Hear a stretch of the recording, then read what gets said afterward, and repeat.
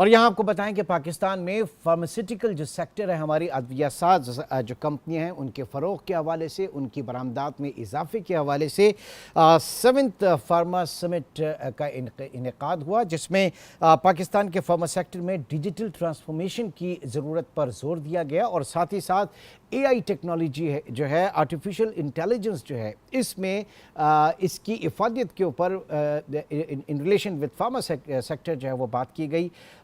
इस तमाम चीज़ों को हम डिस्कस करेंगे। और फिर दूसरा ये कि पाकिस्तान की अगर हम ग्लोबल बात करें, जो फार्मा एक एक्सपोर्ट्स हैं, उनका जो क्वांटम है 1.6 ट्रिलियन डॉलर का है, 1600 अरब डॉलर का। और पाकिस्तान में इस वक्त पोटेंशियल तो है बेशक, लेकिन हम अपनी जो फार्मा की हमारी बरामदात हैं अद्वियात की, वो तकरीबन 30 करोड़ डॉलर, ये एक ऐसी चीज़ है कि जिसको हर हालत में बढ़ाना चाहिए। लेकिन इस सोच के साथ भी हम ये देख रहे हैं कि जनाब हमारा एक खैबर पख्तूनख्वा वो सूबा है कि जिसने पाकिस्तान की फार्मा एक्सपोर्ट के ऊपर अफगानिस्तान के लिए जो एक्सपोर्ट होती है, विच इज़ लाइक 30% पाकिस्तान की एक्सपोर्ट जो है वो अफगानिस्तान में फार्मा की हैं, तो वो उसके ऊपर 2% ड्यूटी असेस लगा दिया है। इसके ऊपर काफ़ी कंसर्न शो किया है पाकिस्तान फार्मा मैन्युफैक्चरर्स एसोसिएशन ने। इसी हवाले से हम बात करेंगे। डॉक्टर कैसर वहीद साहब हमारे साथ मौजूद हैं।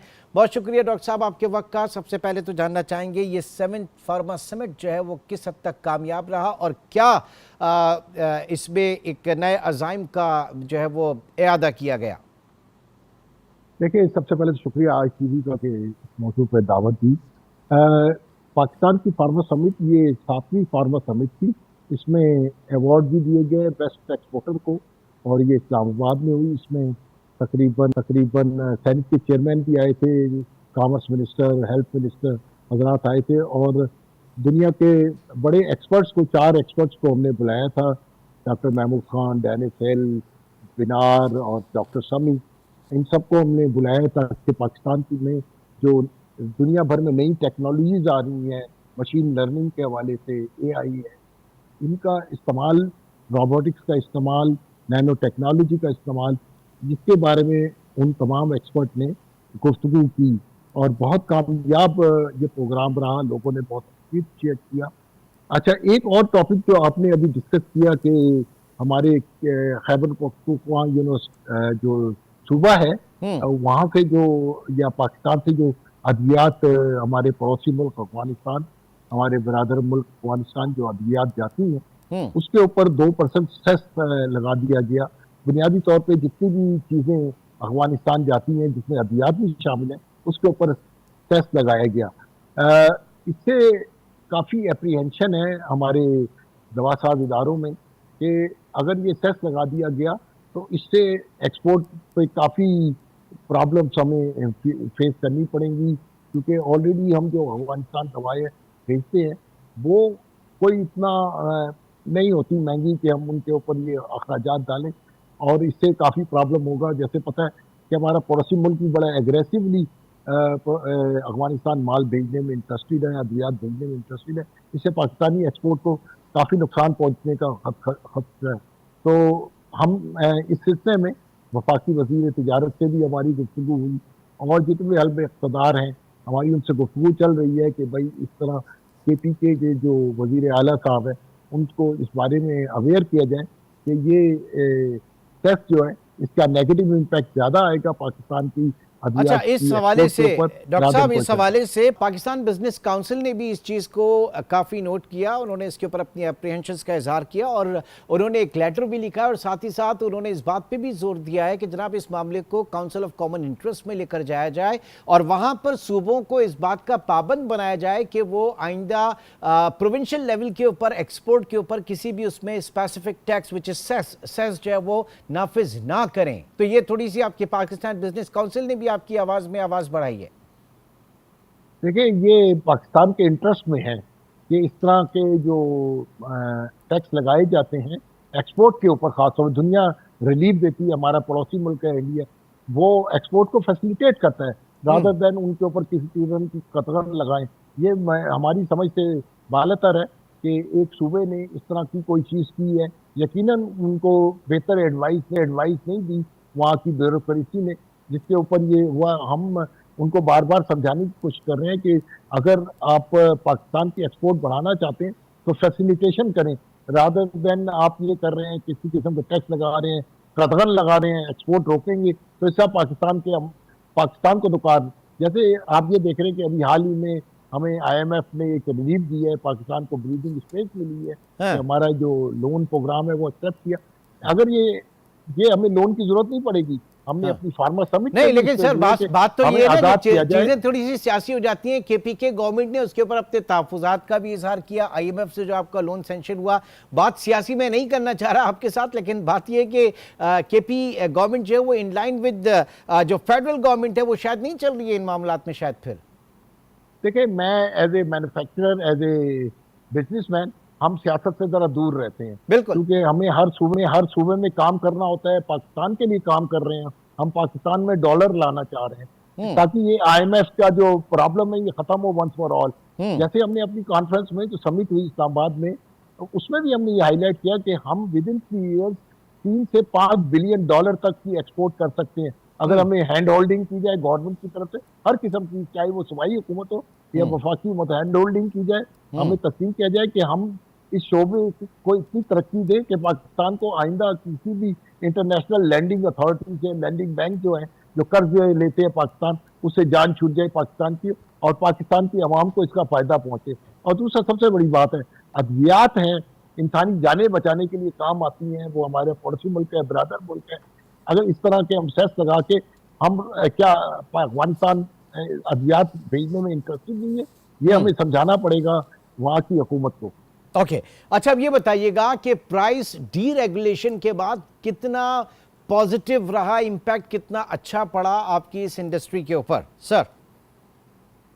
देखिए, सबसे पहले तो हम सबको पता है, पाकिस्तान केरी को पता है, आम आदमी को पता है कि अद्वियात काफी शॉर्ट हो गई थी काफी, और इसका नुकसान ये हो रहा था कि जाली दवाएं मिलने का खतरा बढ़ गया था, ब्लैक में होना शुरू हो गई थी अद्वियात। लेकिन जैसे भी कंट्रोल होनी है, इससे अद्वियात में अवेलेबिलिटी बढ़ गई है। अच्छा, जब भी कोई दवा मिलती है बाजार में, आमतौर पर आम आदमी को मिलती है, शहर के मुल्क के हर कोने में अद्वियात की फराहमी यकीनी बनाई जाती है, तो इससे आम आदमी जो मरीज है उसको फायदा पहुंचता है, और उसका जो मर्ज है, जिस मसले के लिए वो दवा खा रहा होता है या ले रहा होता है, उससे उसको रिलीफ मिलता है, उस बीमारी से रिलीफ मिलता है।